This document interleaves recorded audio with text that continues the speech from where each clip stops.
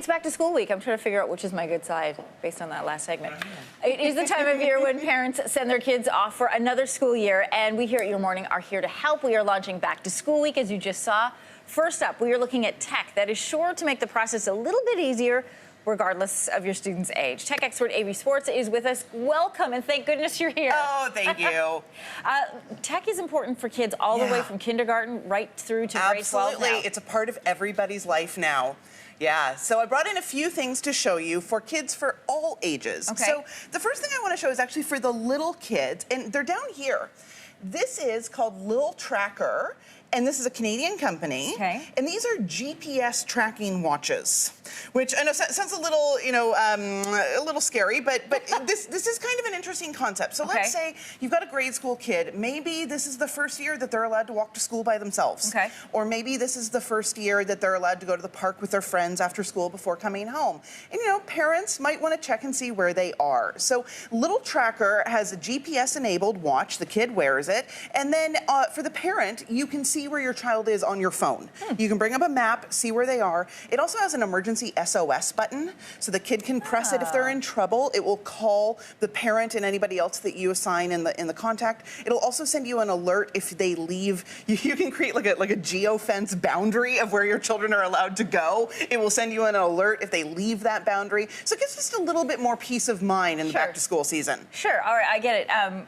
Phones, always a hot topic with middle school, high school age kids. What's new for us? Okay, so, there are so many different smartphones on the market, and I picked these two as my favorite picks for back to school. So we've got the iPhone XR, and this is the Google Pixel 3a. This is in the XL, so it's the slightly larger version. Yeah, the battle is on between these two, right?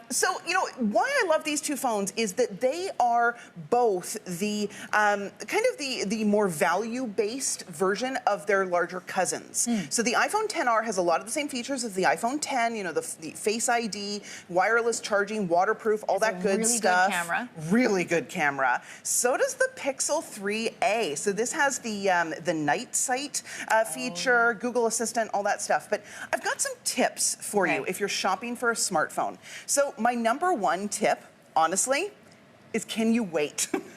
Because we're about to go into the fall smartphone season. Apple traditionally launches a new smartphone in September. Google has already leaked, they've already made their own leaks that the Pixel 4 is going to come probably in October. So even if you don't want the brand new phone, the phones that you want today will drop in price when the new ones come out. And we're really weeks away from that happening. Really. Yeah. Okay. And then, of course, check with your carrier. A lot of them have back-to-school promos where you might be able to get the handset for free or the handset on a good discount. And then finally, if you can afford it, go as high as you possibly can with the on-device storage. Yeah, you always tell me that it's worth the investment for this. It really, really is, because you can't really add it later. So, if you're shooting a lot of photos and video, it's going to take up a lot of space on your device, and you're going to get frustrated later when it says that you don't have enough storage on your phone. Yeah. So pay for it up front. It's worth it. I've been in that position. Okay, this is probably the biggest investment families are going to make. Laptops. Yeah. Yep, everybody needs laptops. And so I love these two. This is the Dell XPS. This is the MacBook Air. And these are amazing laptops. And they're great value. These are not the cheapest laptops on the market, but they have, they're portable. They have great screens, great battery life. They're going to last you for your high school or college career. So my tips for shopping for laptops, I've got a few for you. So the first tip that I have is, and this is one you actually gave me, Anne-Marie, which is, do you need a specific operating system with your school? Ask the principal, ask the teachers, is there special software that the kids need? And then that might, lead you towards a specific brand. Yeah. Pick a powerful processor. We're looking for Intel chips, maybe an i5, an i7 with at least 4 cores. Okay. Max out the RAM. You taught me this. Yes, this is the idea of the on-device storage. So RAM, or random access memory, is what allows a laptop to be able to easily switch between applications. And if you have a low amount of RAM on your laptop, it's going to feel sluggish. So max it out as much as you can get. And then, of course, shop around for a deal. This is the best time of year to buy a laptop. You can get a lot of deals. Really quickly, Avery, but important to get to is the printer, especially the color printer. All my kids' projects are done using this. So this is the Epson EcoTake printer. And what I love about about the line of EcoTank printers from Epson is, see these? These are the ink bottles.